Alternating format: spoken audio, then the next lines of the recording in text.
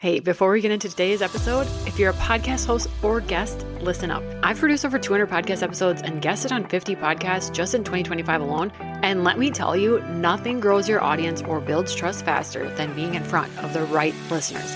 That's why I created my podcast tour offer. I'll help you map out your topics, strategize your message, and find you the most aligned podcasts and audiences to get you and your business in front of. So if you've ever thought, I just wish more eyes were on my work, this is your sign. Let's get you on a podcast tour. You can find all the details in the show notes. Just look for podcast tour. Now let's dive into today's episode. Okay, I'm back and I have a solo episode for you. And this one's about the difference between being a podcast guest and being a strategic guest. And this episode kind of formulated because I was hearing from some of my online business besties and they're like, yeah, Candace, I've been on podcasts before. It's really fun, but nothing really happens after. Like, it's not really worth my time, I don't think. I don't see any new followers. Nobody's downloading or signing up for my lead magnet. No new clients are booking from it. It just was really fun to talk to the hosts. And so, that's all it is. So I'm not going to start doing that. I got too many other things on my plate. That is okay if the point of you guesting on podcasts is to have fun and connect with a host. That can be fun and that can be a valid reason. But if you are thinking or considering podcast guest speaking as a way to grow your business, there's a lot of options. So you have a lot of goals that you could decide, but it's key that we start with this and we ask ourselves, what do we want to get out of podcast guesting? So there's a lot of them. Here's a few. One is you want to push your comfort zone. You think it feels kind of scary, exciting, and this would be a good comfort zone push. Great. That's awesome. Maybe it's just to dabble in podcasting because maybe you want to start your own. You're thinking about starting one. You want to know if you'd even like it. So it makes sense to go guest on a podcast, see if you like it. You could also have a goal that's just to have fun, like I mentioned. And that's fine. But you could also have the goal to market your business through this platform, this growing rapidly and wildly platform. And it would be smart to do so. Being a strategic guest is going to be key here. So there's a huge difference than just showing up on the show, knowing that you have a lot to say and you know a lot of things, you have a lot of experiences, and that your advice and things is great and it's proven to work for your clients. That's great. That's amazing. And you should show up with that confidence. But here's some other things we're going to do to set you apart, to make sure that your guesting experience is wildly successful, to make sure that you do see new followers and that you do see people signing up for your free resource, your lead magnet, and that you do see clients booking you. So you start with your niche speaking topics. What are you talking about? What speaking topics match with your business?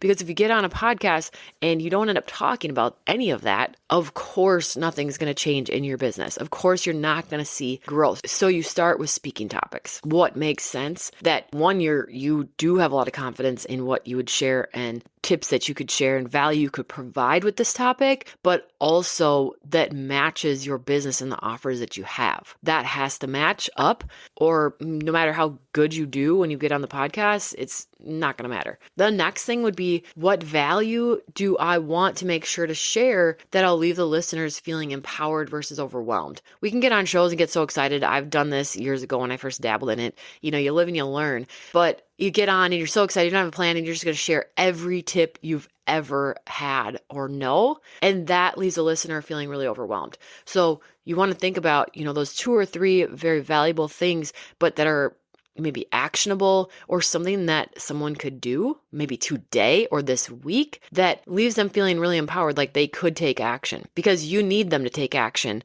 whether that is going to follow you on social media, downloading that free resource. You need them to feel inspired enough and empowered enough to take action and do the next thing. Another thing to consider is the podcast that you're going to be on. Is it a fit? I'm always quality over quantity in this regard. Aiming for quantity can really confuse people. It's when you get on shows that don't have listeners that are looking for what you're doing, and the topics that you talk about aren't going to match up with your speaking topics and your business. So it matters what kind of podcast you're going to be on.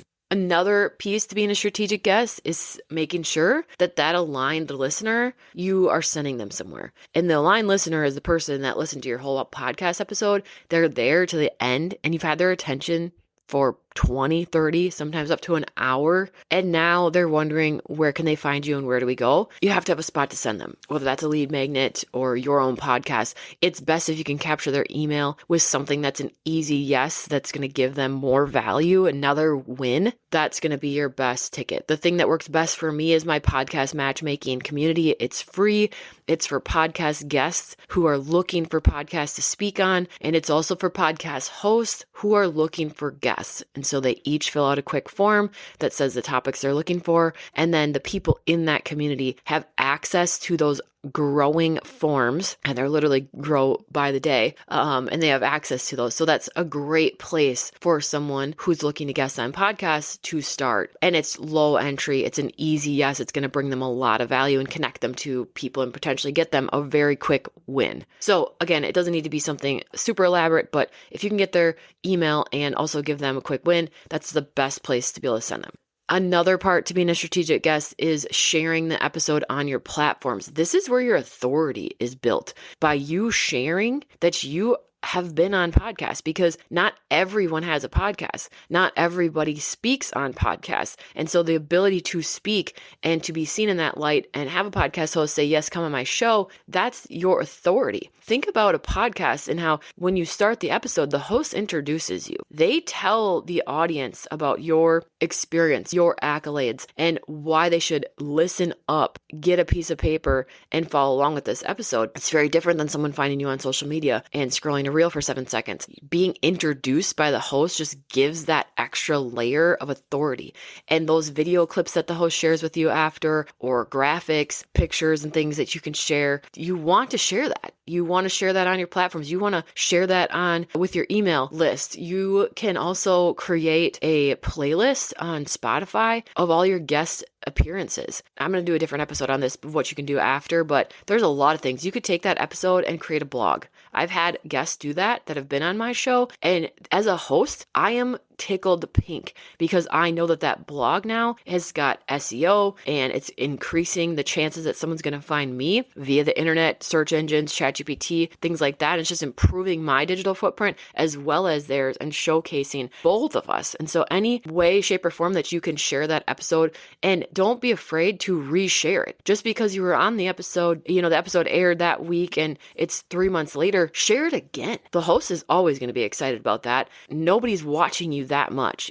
I just saw someone say, yeah, you're complaining that the commercials on TV and stuff you've seen over and over and you are sick of it, but you're sitting here worried that, you're resharing the same message too often. Like, get over it. I need to take the advice too. So share it again. I'm going to do that today. I'm going to share some episodes that I've been on and reshare it, because that's what we need to keep doing to make sure that those are really working for us. It's content that you don't have to create. Your best tips are going to be in that episode.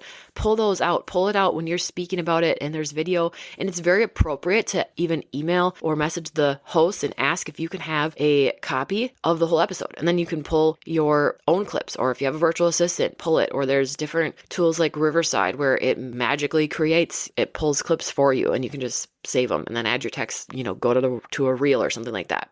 So that's a lot to think about, but being a strategic guest is way different than just guesting on podcasts.